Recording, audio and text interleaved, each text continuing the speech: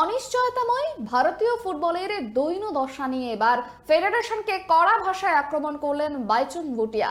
বর্তমান পরিস্থিতিকে ভারতীয় ফুটবলের বিপর্যয় বলেই মনে করছেন তিনি। আর এই বেহাল দশার জন্য ফেডারেশন সভাপতি কল্যাণ চৌবেকে কাঠগড়ায় তুলে সরাসরি তীব্র আক্রমণ করলেন পাহাড়ি বিছে। সেই সঙ্গে দেশের উত্তর পূর্বের রাজ্যগুলি থেকে পরবর্তী ফেডারেশন সভাপতি হওয়ার পক্ষেও জোর সওয়াল করলেন বাইচুং।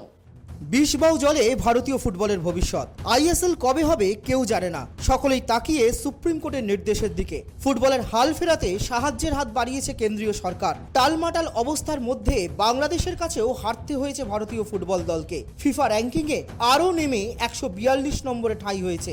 সুপার কাপের পর আর কোনো ফুটবল টুর্নামেন্ট নেই। অর্ধেকেরও বেশি ক্লাব অনির্দিষ্টকালের জন্য বন্ধ করে দিয়েছে অনুশীলন। ভারতীয় ফুটবলের বর্তমান এই পরিস্থিতিকে বিপর্যয় বলেই মনে করছেন বাইচুং ভুটিয়া।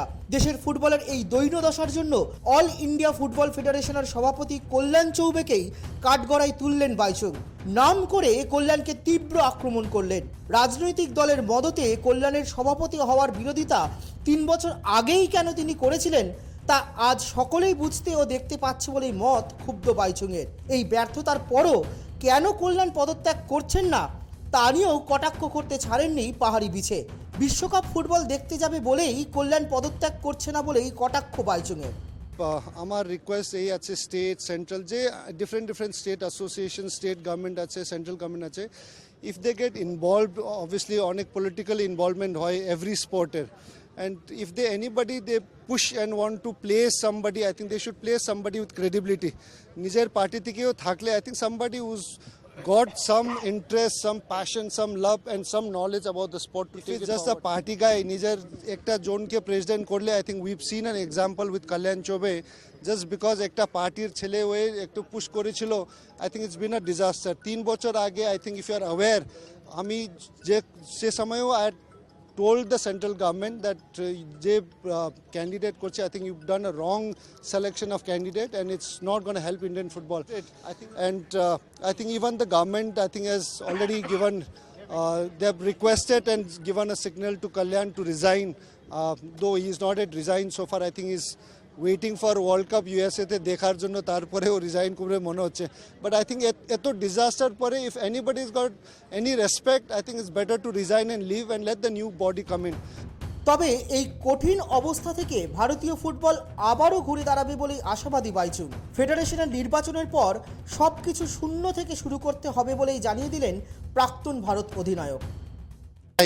সো যে নতুন এআইএফএফ বোর্ডে আসবে, I think the new president, general secretary, the new people after 6 months যে election হবে, I think it's going to be a big challenge.